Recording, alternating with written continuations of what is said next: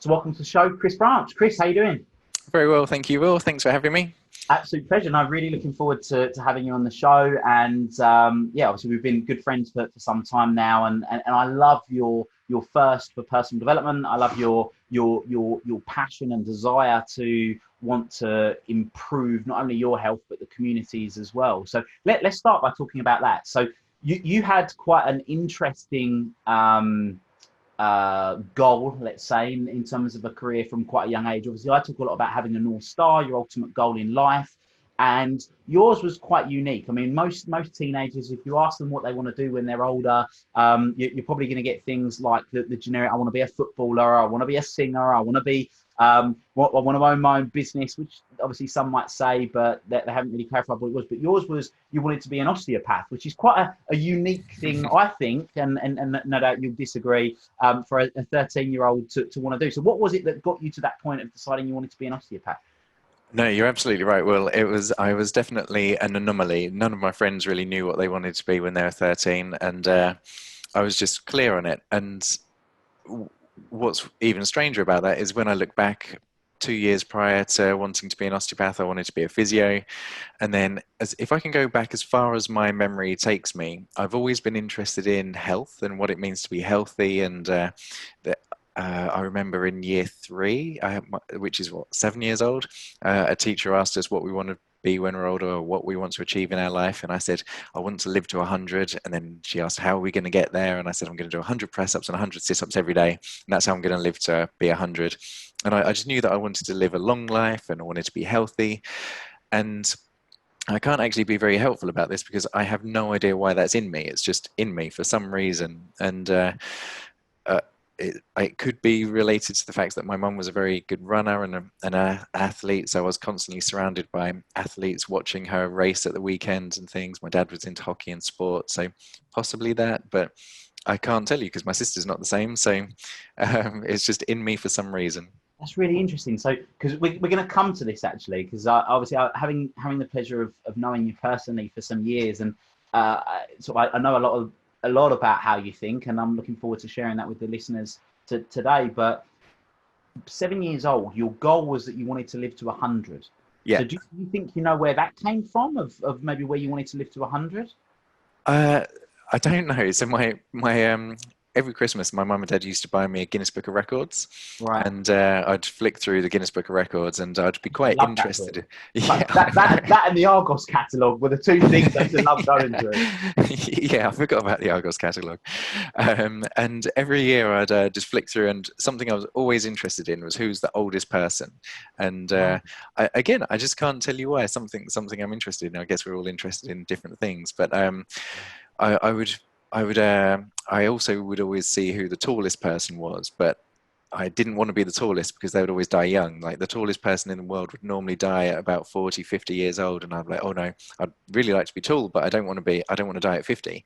And it was just, I just knew I wanted to live a long and healthy life. And I don't know why.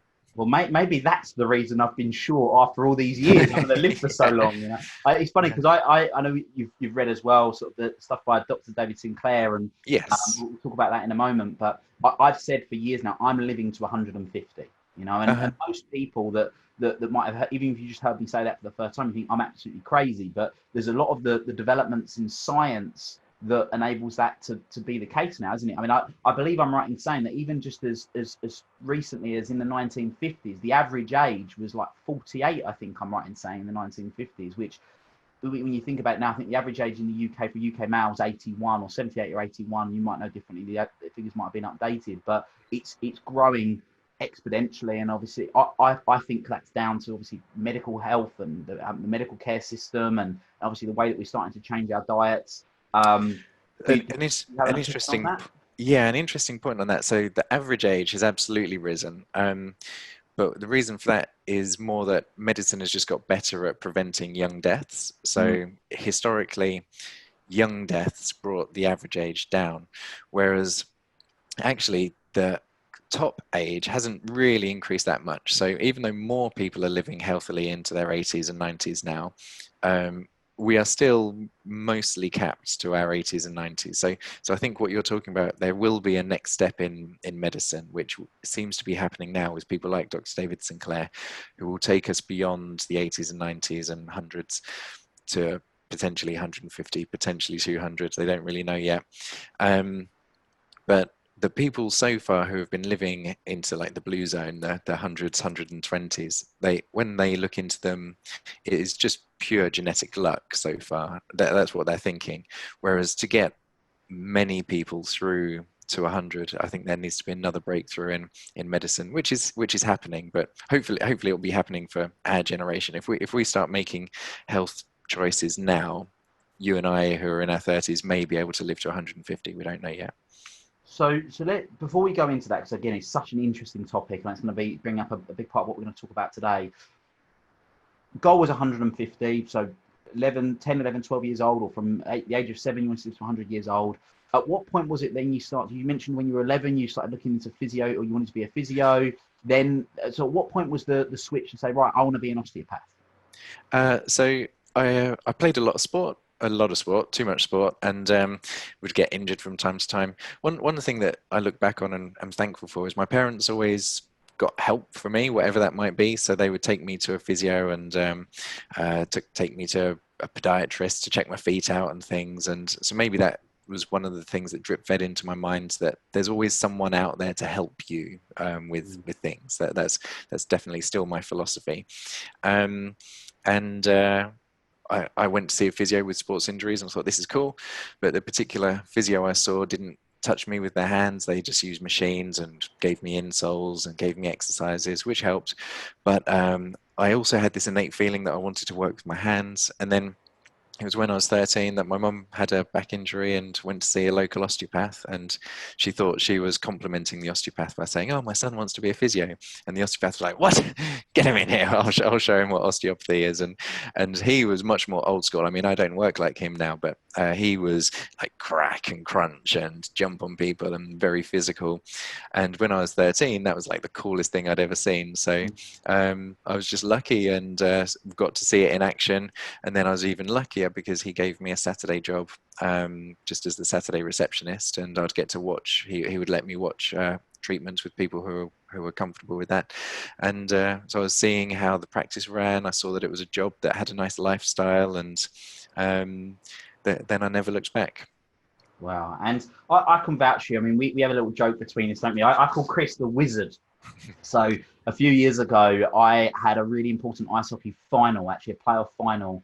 And the 10 days before that, in the semi-final, I'd done something to my rib. I can't remember exactly what it was. You might remember, Chris. I've no doubt it'll be on your notes somewhere in my file. But was it a sublux rib? Yeah, we call it a subluxation. So there was just a very slight strain to the rib, and then some spasm around it. But I say slight. It really inhibits movement and creates a lot of pain. You're definitely underplaying it. At the time, I felt like I could hardly walk. I thought I'd broken my rib. That's how bad it was. And I called Chris the Wizard because I went to see him at his clinic, which he owns in Chelmsford in Essex in the UK. And within the space of days, straight after it felt better, and up within days it was better. And I was thinking I wasn't even going to be able to play this game, and I ended up playing this playoff final, which was really important for me. I was captain of the team, and we ended up winning that cup final, which was the third trophy that we won. So we won the treble that season, and it was a really important moment for me. It's one of my highlights of my ice hockey career, and I'm always grateful for you, because if you hadn't have done that, I might not have been able to be a part of that really special moment, which, like I say, is one of the highlights of my life. So thank you again for doing the great job you did there. Not at all. And what you just touched on there really is why I'm passionate about my job, because obviously I care about pain and I don't want people to be suffering. But what I really care about is that they can live the life that is meaningful to them. So for you at the time, that ice hockey game was incredibly meaningful. And I literally every week that goes by, I'm helping people do things that matter to them, and that's what I care much more about. That I want people to live active lives. I want them to be purposeful, and sometimes pain gets in the way of that. So pain is annoying, but really it's the things you want to do with your life that is much more frustrating. And what you've just said there is exactly the reason why I wanted you to get you as a guest on my podcast, because that's where I think we're really aligned. Although we operate in very different mediums in terms of what we actually do, our goal is the same. I want people to live a purposeful, inspired, and energized life. you want to do the same. One of the things that I love, and having had the pleasure of sort of being involved with knowing you, is one of your missions for your business, which is, feel free to share for people that aren't familiar with it, in terms of what you want to do for the community. Yeah, we work in Chelmsford, and we're very passionate about keeping our community moving so that they can be with their kids, enjoy their hobbies and passions pain free, and that's the thing that drives us. It's we don't want people to be in pain, but we really want them to be living the life that matters to them. So on that note, obviously you've gone off and studied, and I know you've done various different things. And one of the things that I'm a big believer of is modelling from the best. I know you've done various different courses which you have to do in order to be an osteopath, and you did some special courses over in America, which are sort of, I know that you personally regard them as sort of the elite in the world in terms of training to give you that edge. So in terms of some, I'm going to start off with a bit of a controversy. So Sure. what would you say, knowing what you know about nutrition and health and exercise, what would you say are some things that are maybe popular belief that are sort of are the norm for most people, that actually you maybe advise against, or maybe is an outdated way of thinking that some people that are listening to this right now might be doing or thinking, that maybe isn't serving them as well as the information that you know? I think one of the that's a really good question. The probably the biggest controversy is breakfast is the most important meal of the day. And this is one thing that I've just done a complete 180 spin on.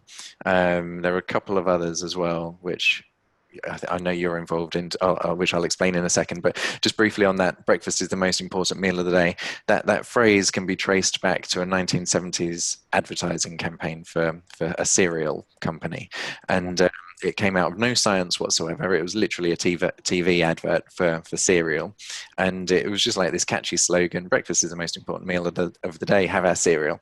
And it stuck, unfortunately. And people still think that they need to start their day right. They need to get their metabolism going, is a phrase I hear people say a lot. And I've even said that phrase back in the 90s and, well, early noughties. I was saying eating gets your metabolism going. But there's a much stronger growing bank of evidence now to say that actually our body thrives while we're fasted. And we really need to be aiming to have 12 to 16 hours of fasting a few days a week. So 12, many people don't even do 12 hours. So they may finish eating at, say, 8 p.m. and then they'll eat breakfast the next day because they feel they have to at 6:30, 7 a.m. So that's 10 and a half, 11 hours of fast, which is nowhere near enough to get some of the benefits that our body creates when we're fasting. And I say this to people, I tell the story that I'm telling you, and they say, "God, that's funny because I eat breakfast because they feel I have to, but I'm not actually hungry first thing." And they're just scoffing food down when they don't need it and don't want it, but they think that they need sustenance to get through their day, and that's simply just not true. So I do what I call time-restricted eating, 5-6 days a week, where I'll go 16 hours or more without food. This is not, just to clarify, this is not calorie restriction. So I think there are 3 strings you can pull with your diet. You can pull the time restriction, so choose when you eat. You can pull the calorie restriction, which is pull the string which dictates how much you eat.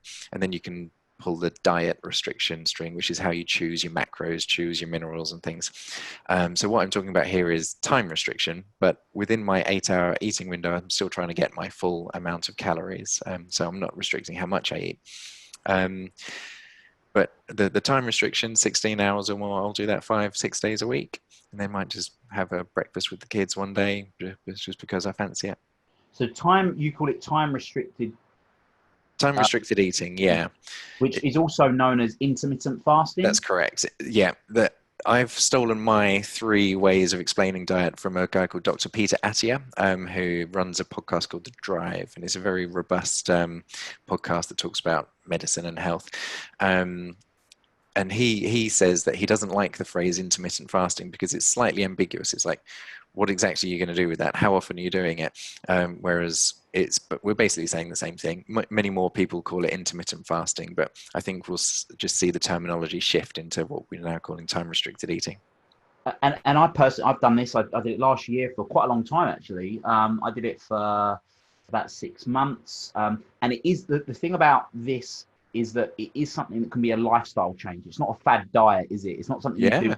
if you're going on holiday and you want to lose a few pounds. But what are some of the benefits to it? Well, firstly, just from a lifestyle perspective, it's something that makes your day easier, and so many diet things make your day a lot harder. So whenever, if for example, out of those three strings you can pull, if you're trying to pull the diet restriction and you're changing how you eat, say you want to go keto or you want to go paleo, that would be two examples of a diet restriction. That's quite hard initially. You have to figure out how you're going to do your shopping. You have to figure out your new cooking routine. If you've got a partner or kids, you have to figure out how you're going to integrate it into your life. So everything suddenly gets a lot harder. Whereas this, from a lifestyle perspective, suddenly gets a lot easier. You just, in the morning, there's nothing to do. You just get ready for your day, and you don't need to worry. You just don't eat until you eat later in the day. So firstly, it makes your day easier, which is one benefit. But more going into the physiology of it, after about 12 hours you kick into burning more fat, so it's a nice way to stay lean.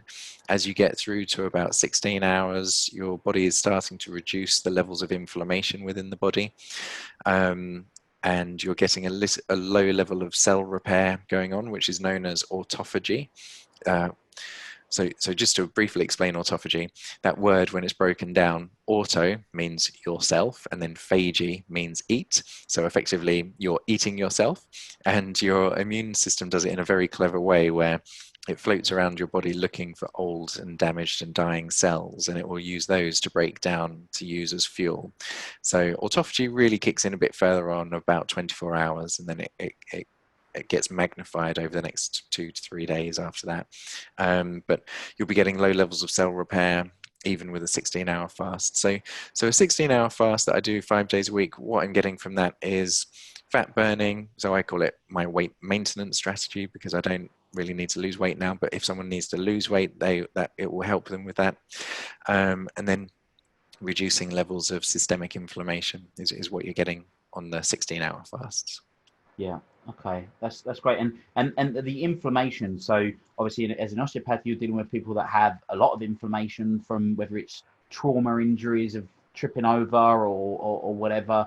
But what are some of the if they have got significant inflammation that's like from an ongoing perspective? Yeah, I was just going to clarify that. So there are two main different types of inflammation or inflammatory processes, and what is a good and normal type of inflammation is what we call acute inflammation. So if you bash your knee, gets a bit swollen, that's actually an essential part of your healing response. So your immune system will go, oh, I just bashed my knee, I need to fix that. And then part of that fixing process is the a byproduct of that fixing process is inflammation, but then your body fixes itself, the inflammation settles, and a few weeks later you're walking around fine, and that's the end of it. That's acute inflammation, and that's nothing to worry about. A more problematic form of inflammation is chronic inflammation, and this is where it can go on for long periods of time. It can go on for the wrong reasons, and that's what can lead to chronic disease later in life, chronic pain, chronic joint pain, and a whole host of other things. And that's the sort of inflammation that this is helping with. Yeah. Okay. Perfect. Which again, there's lots of benefits, and I think the one of the great things about the way that you work is that you don't just look at something maybe in the way that the traditional osteopath used to when you once saw that guy 20, 30 years ago, whenever it Yeah. was. Of you look at it from maybe more of a holistic point of view. Of actually, if you make some tweaks here and there, I remember coming to see you and I had some jip with my hip, and obviously we did what we did. But one of the things that you suggested actually was, well, we'll reduce some of your sugar intake, and that's going to help because it's going to reduce some of the inflammation there, which will help ease it up. And just looking at things there, which I think is really great to look at it from that Yeah. point of view. So that's one of the things. We've gone on sort of quite a nice little tangent on the back of just talking about breakfast. What's something else that maybe from a mobility point of view or from an exercise point of view that is maybe controversial to popular belief? Uh, it's hard to say about controversy, to be honest, because my impression of the world at the moment is that actually people have become much more health conscious in, say, the last 10 years. So I've been practicing for 12 years, and I've noticed people are more health conscious even during my career. So I'm guessing now it's common knowledge that you just need to move often, move regularly. Don't rest after injury. I'm guessing that's quite common knowledge. If people are still resting, that would be something they need to change. So let's on that. So if you say don't rest after injury, so give an example of a type of injury that someone might have and what they shouldn't, what they should be doing if they shouldn't be resting. So 10, 20 years ago, people may have been told, even by doctors, that they need to rest an injury. And now we know that movement is actually something that will really accelerate your recovery. So I talk about the Goldilocks zone. Moving too little is a problem. So if you rest too much, that's going to slow your recovery. But obviously, if something is really sore, moving too much will potentially make it a bit worse as well. So you need to find your Goldilocks zone, and just understand that your Goldilocks zone is movable, it's transient. So you might be having a bad day, so your Goldilocks zone might be quite low, but then you might be having a good day, so you can actually get out and do more, move more. And then also, as you recover, your Goldilocks zone will expand. So as an example, someone might come to me with a knee injury. I do want them to be walking, but their Goldilocks zone might be they can only walk for 2 minutes. But then as they get better, their Goldilocks zone will expand, and then before they know it, they're walking an hour and just going for a nice walk in the countryside. So it's not that walking is innately bad, it's just that for that person, the amount of walking they can do will change during their recovery. Wow. But we also know that if they have a knee injury and they just sit down to rest it, sit down with your leg up with some ice on it, as we used to say, that would also slow your recovery. So doing nothing is not a good thing. Yeah. Okay. I guess one thing where the research is really shifting our understanding is around sitting, and there's a phrase that sitting is the new smoking, and the reason that phrase works, it works on two levels. One is we now know how bad sitting is for us, but we're in a stage in the research where it's similar to where we were in the 1950s with smoking, where we knew smoking was bad. People didn't really want to know how bad it was for them, so it was quite slow. Probably there were some political things going on. There could well have been some cover-ups happening, which is now proving to be the case. But anyway, back in the 50s, we knew smoking was bad, but we just didn't know how bad. Now it's common knowledge. Sitting is the same, though. So if you sit for more than an hour, and it doesn't just tighten up your joints, it also changes your metabolism, it makes you store more fat, it changes your hormones, changes your brain. And this research now is flooding out about how bad sitting is, not just for our posture and our mechanical system, but also our hormonal and our neurological system. And we now know that we really need to be standing up quite regularly through the day. So I think in the next 10 years we'll see many more standing desks, and that will be much more common, where people don't stand all day, but you can stand for, say, 20 minutes per hour.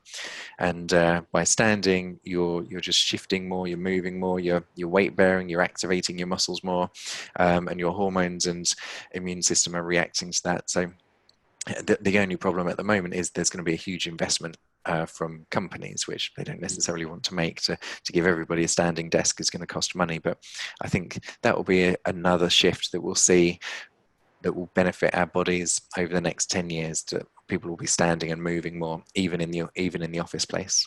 It's really interesting. You liken it to smoking, because like you say, it's things that when we have these paradigm shifts, which the significant paradigm shifts that completely change the way that we operate as human beings, of smoking used to be normal, and then obviously years ago they stopped being able to smoke in bars, and I'm sure you and I, we won't ever forget that feeling of walking into a nightclub and just being hit by that, or a bar or a pub and being hit by that wall of smoke, and then your clothes I was working and everything smelling about it for years. So yeah, those things that a lot of people now, that the younger generation, I sound like such an old man, don't I? The younger, you youngsters. I was working during the smoking ban in a pub. So I went to work one day, This was when I was studying, and I went to work, and you could smoke at the bar.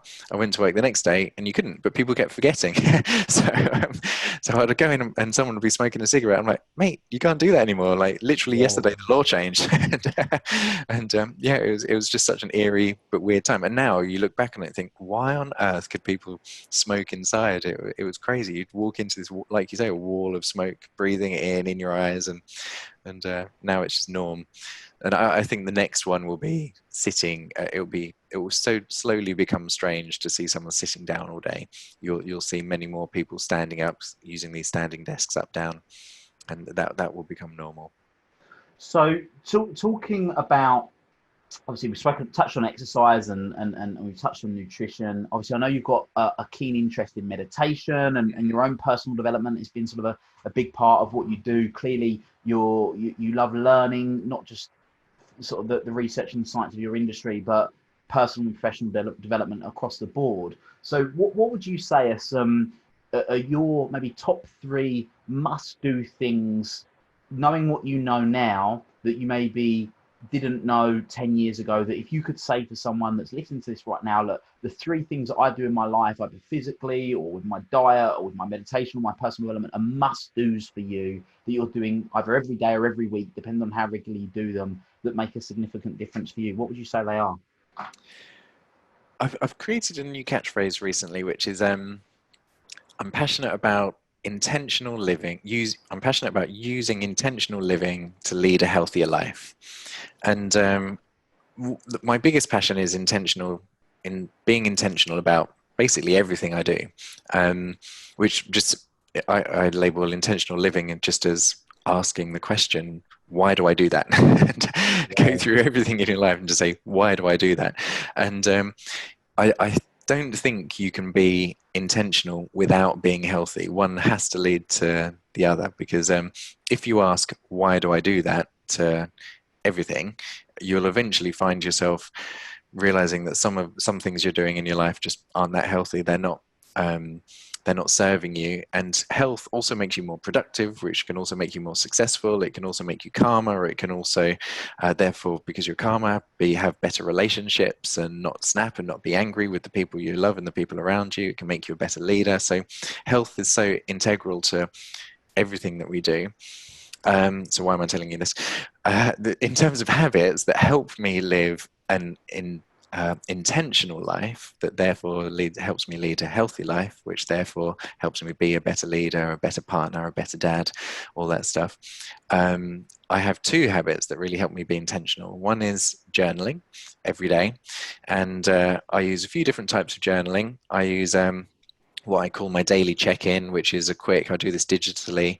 I'm using an app called Notion, which I'm really enjoying. And I just have three or four questions, three things I'm grateful for. I have a new question that I've added recently saying, what one thing is in my control that will make my life better? I write this every day. And one quick sentence. What one thing is in my control that will make my life better? And then some most important tasks of the day. That's my check-in. But then what I also love doing, and I do this with pen and paper, is what I call monkey mind journaling. And this should be done first thing in the day. Before I do this while my phone is still on airplane mode. I sleep with my phone on airplane mode, and I monkey mind journal before I take my phone off airplane mode. So I've had no external input from social media or emails or anything. And literally, monkey mind journaling is you put your pen to paper, and whatever is in your head, you start writing. You don't have to follow on from yesterday. You don't have to ask big questions. You don't have to come up with any big revelations. You just start writing. But what's amazing is when you put no pressure on yourself and you just start writing every day, big revelations do come. And I find that they come once every 10 days or so, which is actually 10%, which doesn't sound much. But if you're writing every day, a big revelation that will benefit your life coming once every 10 days, that's powerful. That's a really powerful thing. I love the idea of like you say, just journaling, getting out of your head, and so what's an example of a big revelation that you've had having done this? So I had one revelation that has genuinely changed. Well, I've had a few that have genuinely changed the course of my life. So one was a few years ago where I just had a newborn baby, and I think it was my second child, and I was writing, and I was a bit grumpy, and I realized that there are only really two things that make me grumpy at the time. One is when I had financial troubles. If I felt any financial stress, that made me grumpy. And two is when I'm tired. And I was just journaling, and I was like, which of these is in my control? And when you have a newborn baby, fatigue is not in your control. You cannot control if you're going to wake up 6 times during a night because your baby is crying. That just is the way it is. So I was like, well, I can't control my tiredness. It's just part of being a new dad. But can I control financial stress? Yes, of course you can. You can learn about money. And I'd never really learned properly about money. So, right, okay, let's learn about money. I've found every podcast I could find on learning to be how to be financially independent.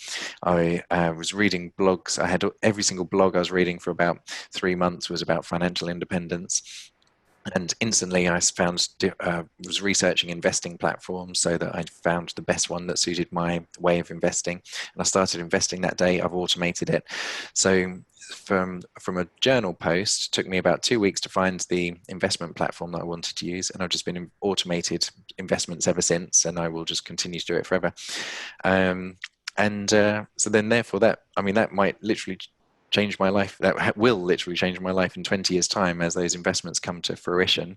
So that may change when I retire, and the sort of life I can provide for my kids and my family. And it just came out from a journal where I was like, oh, I'm a bit grumpy. Why am I grumpy? What's in my control? One of those things isn't in my control. I've got a newborn baby. I'm going to be tired. It's just the way it is. But I can learn about money. Anyone can learn about money. That will stop me being grumpy. And so I've completely changed the percentage of money I now spend per month compared to invest per month. And that always gives me a buffer. So I'm not feeling those same financial stresses that I used to by kind of living more on the line. And that's just one thing that will be dramatic. It will take time to be dramatic, but it will be. Yeah, I love what you said there in a couple of different ways. I mean, intentional living for you was asking why, becoming conscious. So much we do. There's a great story that I share a lot of a granddaughter that was creating this particular family recipe by cutting a chicken and putting the chicken in the pot. And she used to cut the legs off the chicken and put the chicken legs in the pot with the chicken. And she'd done this. And one day she said to her mother, why do you always why I cut the legs off, but why do I do that? I learned the recipe from you. And the mother said, well, I don't know. I've just done it because my mum taught me that's how you do it.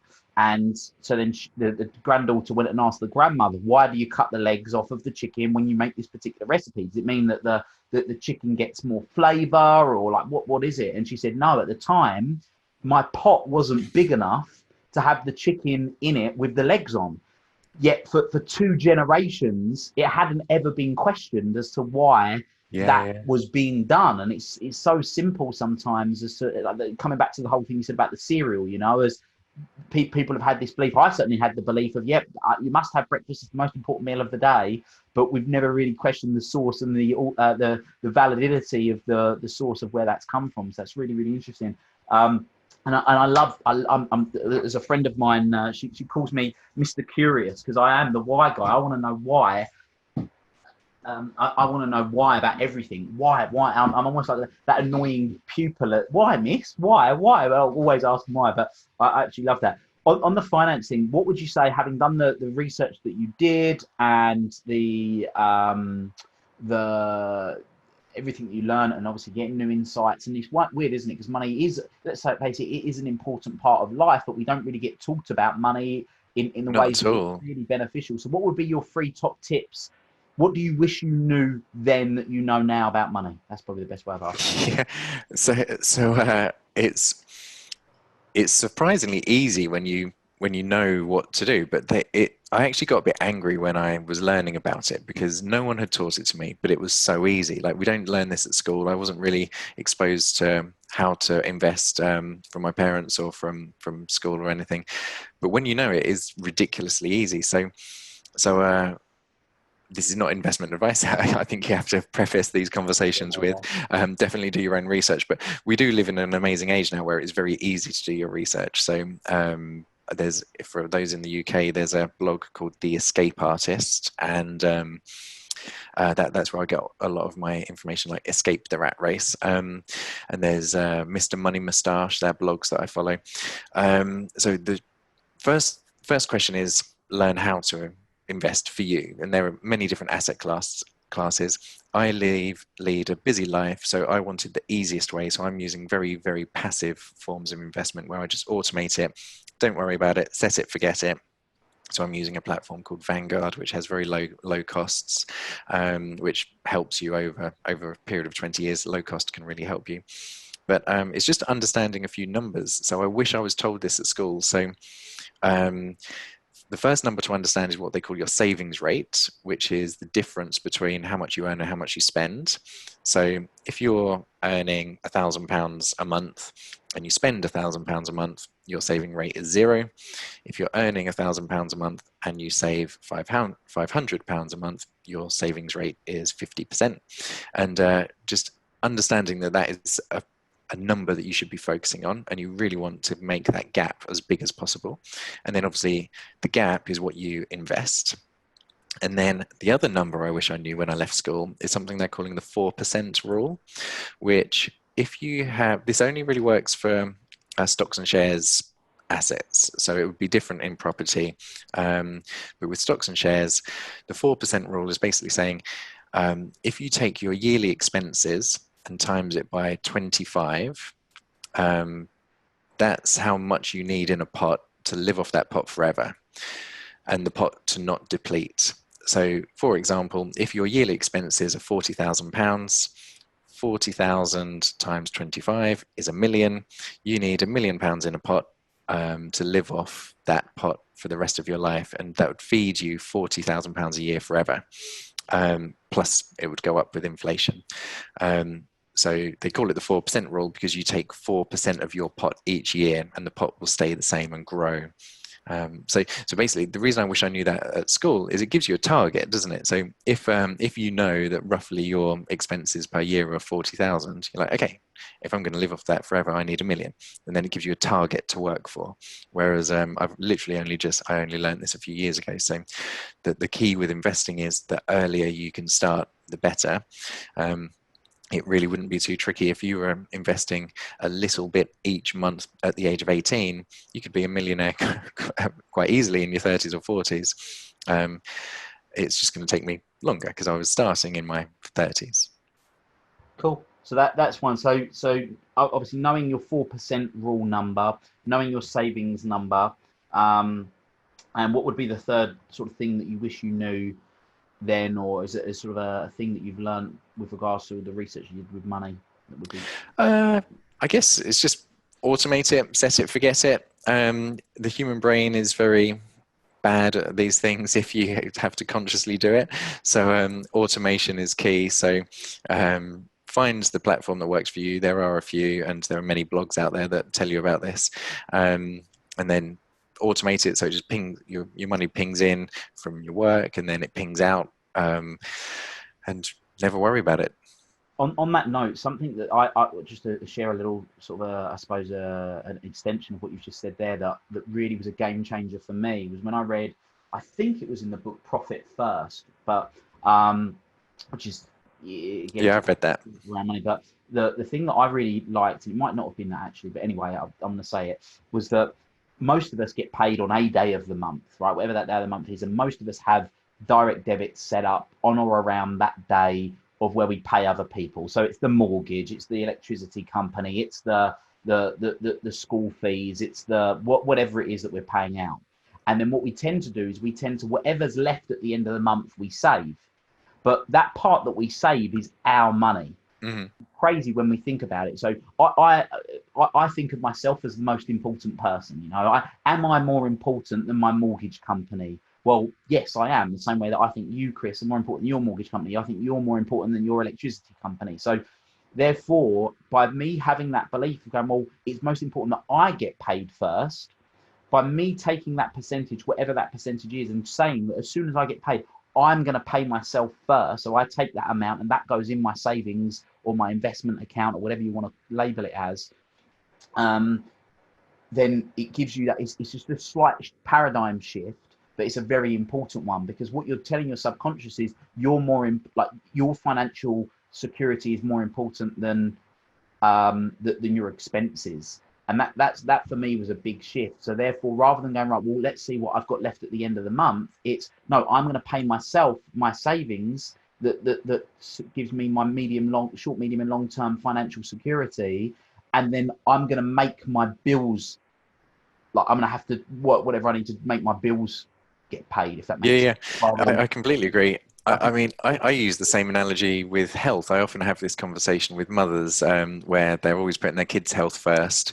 I'm like, look, you'll be a better mother if you put your own health first. And I think this is true of so many things. If we really look after ourselves first, the people around, I know this is part of your ripple effect methodology, that if we put ourselves first, then we are better at providing and caring for others, whether that's financially or just emotionally or just physically, by being able to help them with their health. So it without a works on doubt. so many levels. Without a doubt. And we know this, you know, you get on an aeroplane and you get told, put your oxygen mask on before you help anyone else. You can't pour water from an empty jug. You know, you've got to fill your own jug up first before you pour into other people. And I think a lot of people do it because they don't want to be selfish. But I think it's not about being deemed to be selfish. It's about being self-caring, you know, Yeah. it's really, really important. So yeah, that's definitely something that's important. So one of the things I'm really keen to get into, from your point of view, is fasting. So we touched on what I call intermittent fasting. You don't refer to it as intermittent fasting. I forgot what you call it already. Time restricted eating. Time restricted. And but we were having a conversation a couple of weeks ago from actually seeing one of your videos, which I'm going to plug the YouTube channel now. So you've got a fantastic online resource that anyone who's listening to this anywhere around the world can get access to, which is your YouTube channel, where you've got lots of short little videos which are great for not just helping people with their mobility and little aches and things that they can do to improve themselves, but also stuff around nutrition as well. So do you want to just share where people can find that and what they can expect to get from the YouTube channel? Yeah, our YouTube channel is it's the same name as my business, which is Forte Physical Health. So FORTE, Physical Health. And if you search that on YouTube, you'll find it. And it kind of ties into what I was saying earlier, in that I'm passionate about using intentional living to lead a healthier life. So my expertise helped me teach you how to move and stretch and prevent injury. But then I'm also passionate about journaling and meditation, and I'll make little lifestyle videos around those things to help people be intentional, which I hope then carries them into a healthier life. Cool. It's well worth watching, and I'll put the link to it in the show notes. So if you listen to this, head to the show notes and you'll get access to it in that link. But we started talking about fasting, and obviously you're always scouting and sort of staying on the cutting edge of the most up-to-date medical research and advances in what can go on. And obviously from the age of 7 years old, you wanted to live to 100. I'm assuming that's still the goal. Is that still part of the I guess I guess I've shifted focus into, I've changed how I use goals now. So it would be nice to live to 100 healthily. I want to live functionally into old age, not just get to a particular number. But I also now focus much more on the process. So I'm doing things now that should pay me back when I'm 90 or 100, but they might not. And so I'm focusing on the process. But in short, yes, it would be quite nice to live to an old age functionally and healthily. And one of the things that I know that you've been playing with for a couple of years now is fasting, but not just the time restricted eating that we're talking about, but we're talking about food fasting for a length period of time. Yeah, so I've done a few 3-day fasts. Just to clarify, the reason the phrase time restricted eating is helpful is that time restriction, you just say how long have you restricted it for. So you say I restricted my eating for 16 hours, or I restricted it for 72. So it's just, whereas intermittent fasting is a bit ambiguous. This is why Dr. Peter Attia is shifting to this phrase. You can then just add a number to it. So I'm time restricting for 16 hours, or I'm time restricting for 72 hours. So I've done 4 3-day fasts, and there's something I try to do every 6 months. And whereas you get nice benefits and a little bit of fat burning with the 16 hours. You get many more benefits when you go through day 1, day 2, and into that 3rd day. So you get much higher levels of you get much more reduced, a much higher reduction of inflammation within the body after about 48 hours. Autophagy, what I was saying earlier about how your immune system eats itself, but the immune system eats the body, but it only looks for damaged and dying cells. That kicks in at about 24 hours. But when you have completely depleted all your food, you get reductions in things like insulin, and you get your lowest point of your insulin hormone at about 48 to 50 hours. And that's where you get a huge surge in autophagy. So you're really cleaning out your old cells. Meanwhile, what's happening is when your insulin lowers, you're getting a heightened level of human growth hormone, which means that your hormonal system is really preparing to start building brand new cells. And then when you start eating after your fast, and you will do that in a very healthy way, you're providing all this sustenance and nutrients to start rebuilding brand new cells. So I always say that when I do a long fast, a 3-day fast, they are hard. There's some hardship to go through to get through to 3 days, but you get immediate benefits. I also call it a long-term investment. So it's a long-term investment in my health. There have been many studies to show that if you do longer fasts on a semi-regular basis, you're likely to live to an older age, and you're likely to have a lower risk of chronic disease later in life. So it's a long-term investment, but immediately I feel better. So the fast is hard, but then as soon as you start eating again, I feel more energized. I feel more mentally clear. My joints feel looser. On this last fast that I did, I had a strange episode where about day 2, which is where the inflammation is really starting to settle, my sinuses popped and my hearing got better. I know the moment that it happened. It happened in a split second where I was out in the garden, and my whole kind of ear, nose, throat cavity just popped, and I was like, wow, I can hear so much better. I can just hear all these details that I wasn't hearing the moment before, and I didn't even realize I had blocked sinuses, but there must have been this low level inflammation there. It's really interesting, isn't it? So energizing, joints will looser, lower inflammation. In this instance, your hearing got better. So that happened. That hasn't happened every time. That was just that particular time. But This particular time. That's the benefit, I suppose, of if you're doing this semi-regularly every 6 months, then each time you're sort of scraping the barrel, if you like. You're getting that bit. So you're getting the compound effect of having done it, even though it has been 6 months. That's right. right. I suppose if you haven't done it, and most of us have eaten probably 3 meals a day, bar when we've been ill every day of our lives, which is a long time to then all of a sudden be going through this process and having the autophagy benefits, which we maybe never even experienced in our whole life. So yeah, that's really, really, really good. You mentioned hardships. So what are some of the hardships I mean, the biggest hardship is hunger. So I always say to people, though, that pay attention to hunger. You'll notice that I call it elastic. It's a very elastic feeling, and it is just a feeling. We've been told, or we've been conditioned to think, just through our habits more than anything, that hunger is our body's way of saying you need to eat now. And that's really not true. Hunger is just a feeling. It comes and it goes. What's also interesting to observe is that hunger typically gets the worst at meal times. So when you should be eating, you'll be hungry, but then when you get through that typical meal time, the hunger will disappear again, which shows you really it's just habit. Your body is expecting food, but you don't need food. So I really try and differentiate the difference between a want and a need. And also, hunger doesn't actually feel that bad. It makes you think a lot about food. So you're kind of thinking, oh, when's my next meal going to be? I'm really looking forward to that next meal. But again, this is where mindfulness meditation helps. If you just pay attention to those thoughts, they're all future based.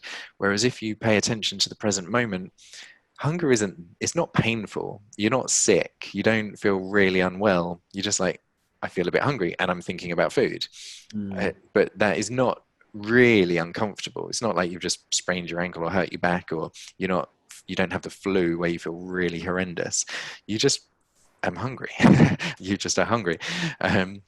So hunger is a hardship, and the thoughts that come with hunger is a hardship. On this last fast, I had to cook all my family's meals because my wife was homeschooling, so I was cooking the kids' lunch and dinner, and that's hard. You also have to be very mindful with what you're doing with your hands. Like if you're cooking food and you've got something on your finger, you're just about to lick your finger, you have to know that where your hands are because it's so much of that is habit.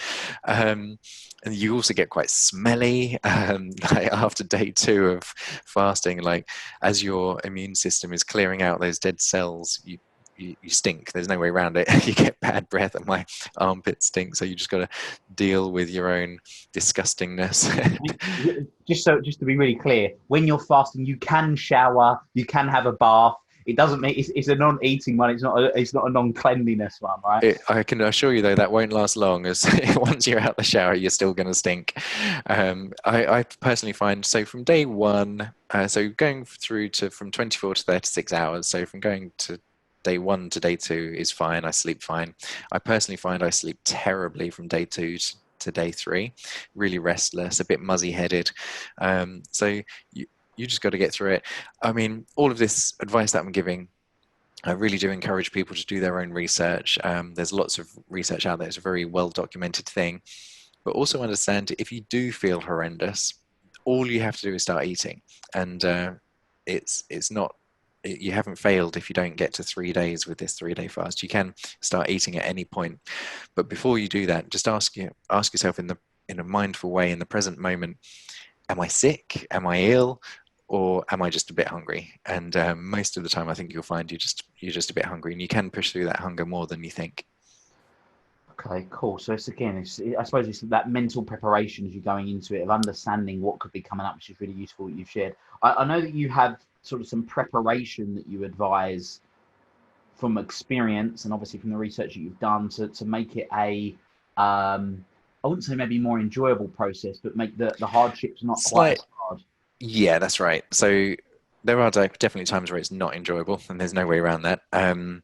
But some of the things that make it ever so slightly easier would be to not overeat going into the fast. One of the things you're trying to achieve with a 3-day fast is that you're trying to deplete or what is happening is you're going to deplete your glycogen stores in your muscles, which is just how our body stores sugars, how it stores carbohydrates. So after a couple of days of not eating, all of those are gone.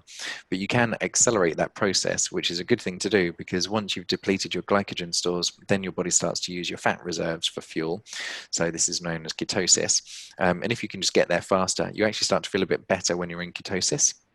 So the way I accelerate that process is, for a few days leading up to the fast, I'll have lower levels of carbohydrate. So no sugar, no pure sugar at all. So definitely no sweets and chocolates and things. But even lower levels of carbs like potatoes and pasta and bread, rice, just have smaller portions of that. Also, don't overeat. It's not like you're trying to bank food. If anything, you want to help your body deplete itself faster. So you're not overeating for the few days. And then the other thing related to the food that you're eating, you should be aiming to eat a very nutrient dense diet. So the way I think about nutrient density is just trying to get lots of colors on the plate, lots of colorful vegetables. So you're getting varied minerals through your veg. And you're definitely not talking about Skittles, are you? No, Yeah. Don't taste the rainbow in the respect exactly, of having not your the Skittle Skittles. color. No. It's lots of vegetable. Yeah, and then this should go without saying, but definitely for at least a couple of days before a fast, no alcohol. If you did any of those things, if you had too many carbohydrates, any sugars, and any alcohol the day before a fast, or if you ate too much, you would just find your hunger pangs would be much worse, and the negative chat in your mind would be much worse. Whereas if you go into it fairly clean already, and you're just winding into it with high nutrient density, but not overeating, you're going to feel hungry. There's no way around that, but it will definitely be softer. Cool. So that's great. And just to be clear, then, so this is a no food fast, but Yep. you can obviously drink water. Yep. And I know that you do drink. Well, you've done it without drinking coffees and teas and things, and you've done it with it. And I know you have a preference on one of them, don't you? Yeah. So again, I've done lots of reading around this, and the first fast that I did was just pure water. The only other thing around that, though, is you can have salt, and you can are actually encouraged to have salt. So good quality salt. I use Malden sea salt or Himalayan salt.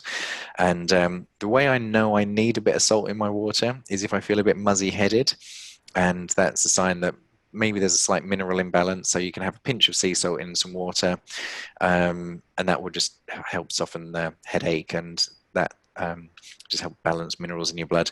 So I have done a pure water fast, nothing but water. The problem with that, though, is that you're also getting the going cold turkey from caffeine. If you have caffeine every day, you're getting not just the discomfort of a fast, but you're getting the discomfort of having no caffeine. So I've done a lot of reading. I'm hoping this isn't confirmation bias. I'm willing and open to the fact that it might be confirmation bias, but I've read many experts in the field who have said black drinks are actually okay, because even though there might be about 3 calories in a black coffee, so you're not technically in a pure fast because of the calorie in it, you then have to ask yourself, what's the net result? So there are other compounds in things like black coffee and black tea and green tea and hot water and lemon. So there are other things that actually benefit the processes of fasting. So even though there are ever so slight negatives, tiny negatives, there are also positives to be gained that will accelerate the fasting benefits. So then therefore the net result is good. So I'm taking that. I'm gonna go with it.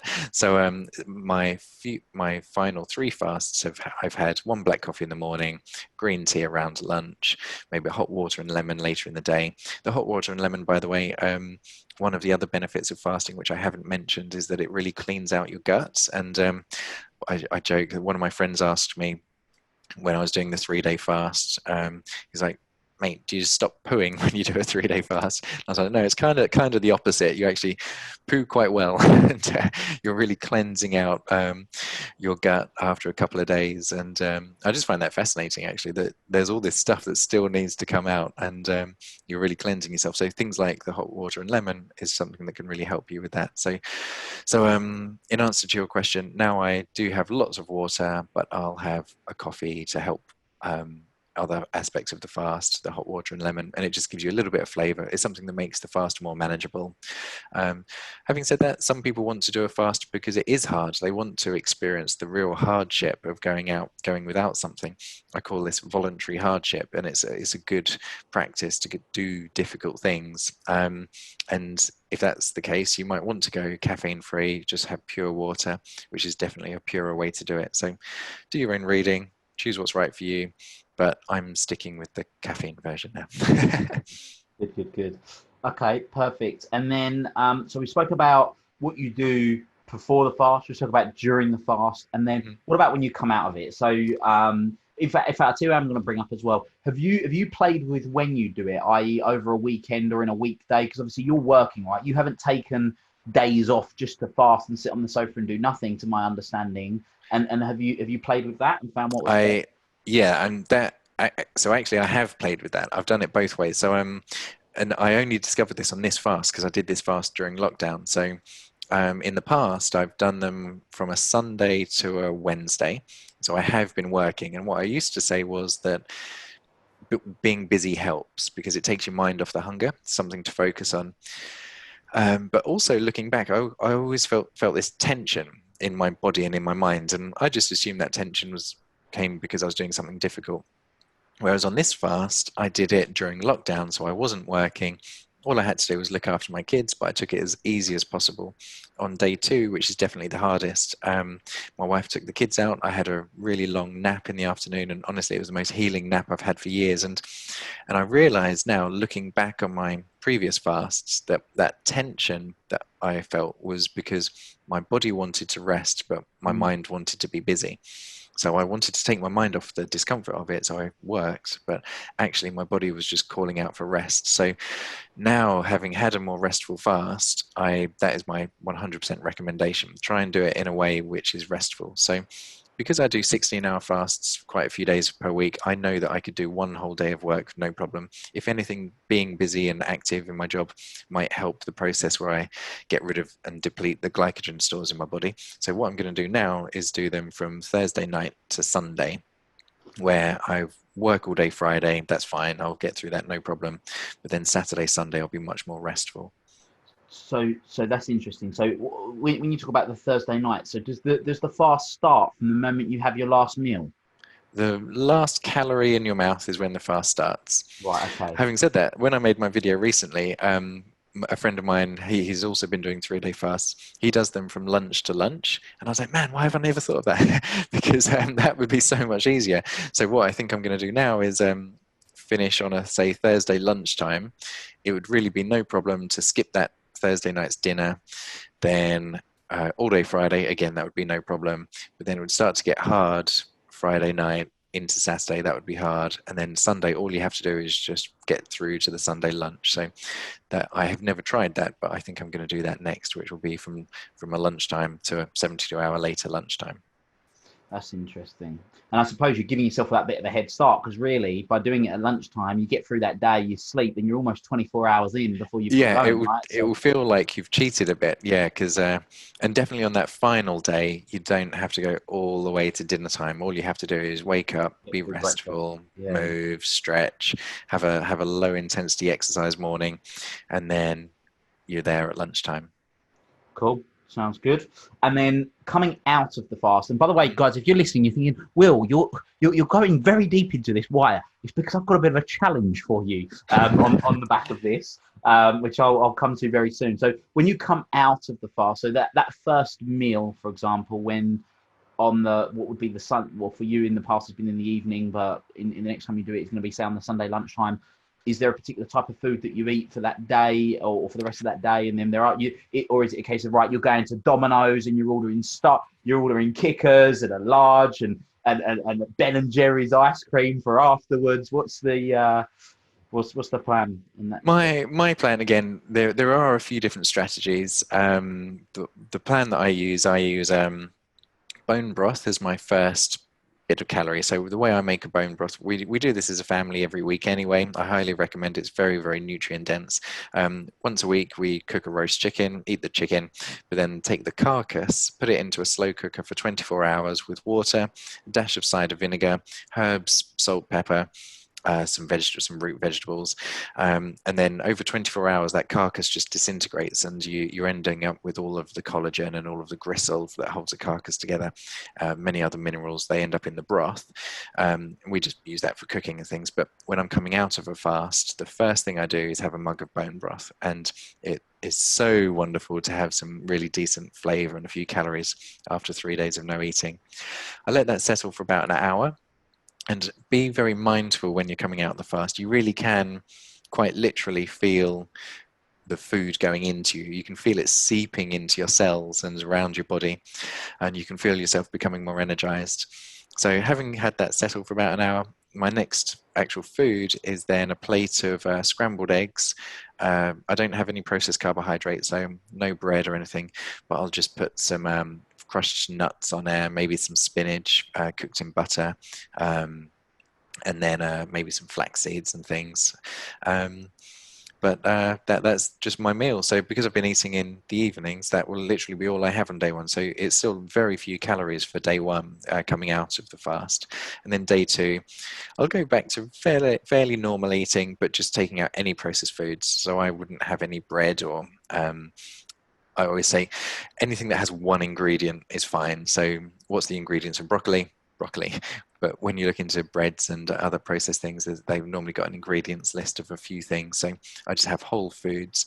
Eat clean, eat healthily. You'll find that you just don't actually want to eat much. You'll get full quickly. So overeating shouldn't really be an issue. Your body will tell you. It's an incredible thing to eat after having not eaten for 3 days. So you'll be quite mindful around it, and your body just won't want carby, crappy things, and you won't want to eat much. So I'd say listen to your body, eat clean, eat healthily, eat whole foods. But after that first day, you don't need to worry too much about it.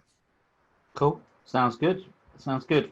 Um, Well, Chris, I found this absolutely fascinating, and I always love talking to you. 'Cause you, like I say, you go really deep in terms of wanting to learn. You've got a real love for learning and sort of your own philosophy. You create your own philosophies on what works and what doesn't. Of using yourself as a guinea pig and playing with different things. So first of all, I just want to say a huge thank you for being on the show and us being able to discuss what we have. What I'm going to do is I'm actually going to put to you, the listener that's been listening to this podcast, a challenge.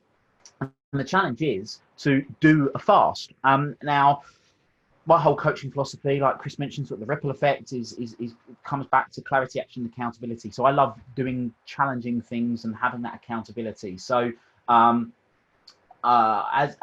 recording this podcast a little bit earlier than we normally would. I believe it's due to come out on the 7th of July.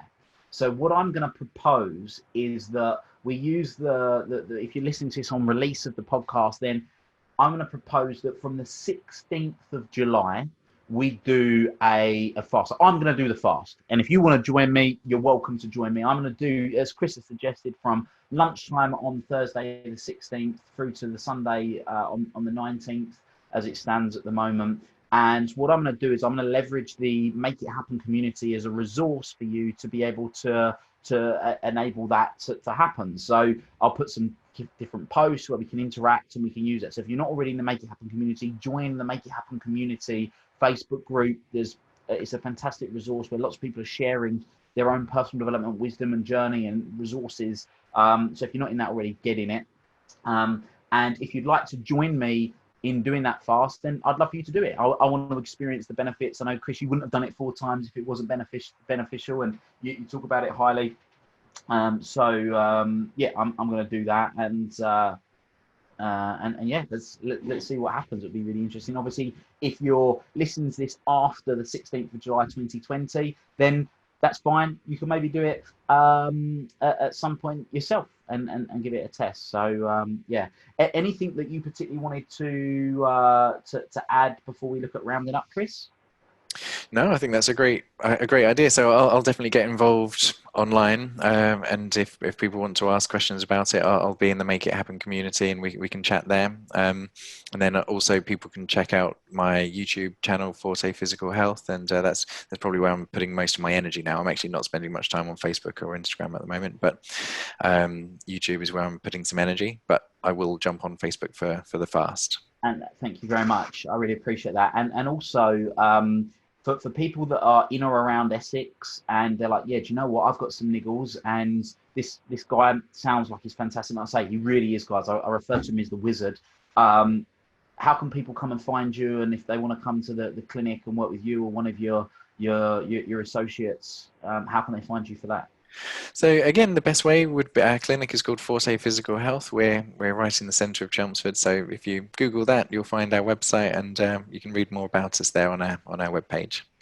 So before we round up, I've got one last question for you, and if you could share one message with your children about, so I know the children that you're a fantastic dad, a phenomenal dad.